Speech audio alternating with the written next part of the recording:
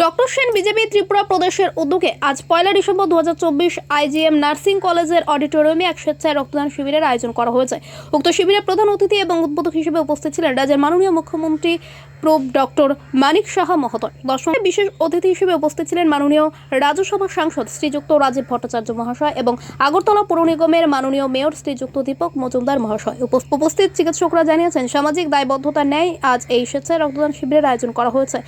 Doctor sell এই ধরনের স্বাস্থ্য সম্বন্ধিত কর্মসূচি সর্বদাই করে থাকে এবং জনস্বার্থে স্বাস্থ্য পরিষেবা প্রদানে বদ্ধপরিকর।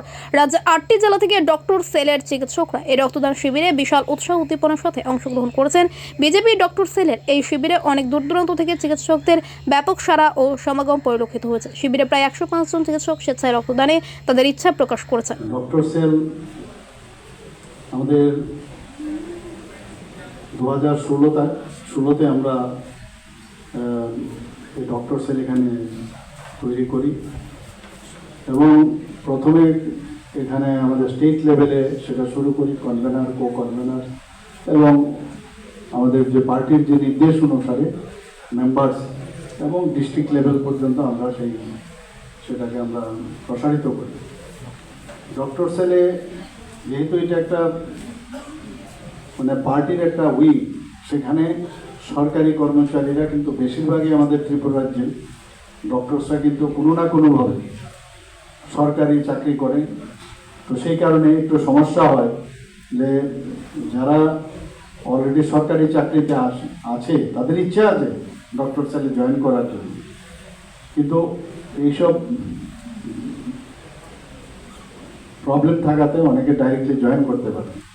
কিন্তু আস্তে আস্তে দেখা যাচ্ছে অনেক ডাক্তার এখন ত্রিপুরাতে আসে, অনেকে রিটায়ার্ডও হয়েছে, অনেকে আবার যারা এখনো চাকরি পায়নি বা চাকরি করার চিন্তা ভাবনাও নেই, তারাও কিন্তু এখন এই ডক্টর সেল এসছে। এখানে MBBS থেকে শুরু করে এবং MD, MS বিভিন্ন যারা সুপার স্পেশালিটিরা যারা আছেন তারাও কিন্তু এখন ডক্টর সেলে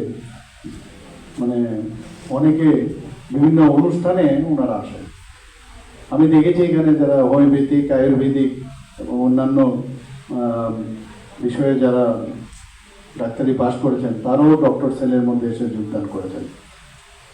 তো ডক্টর সেলের যে মেইন অবজেক্টিভ আপনারা সবাই জানেন, ডক্টরস মানেই মানুষের সেবা করা।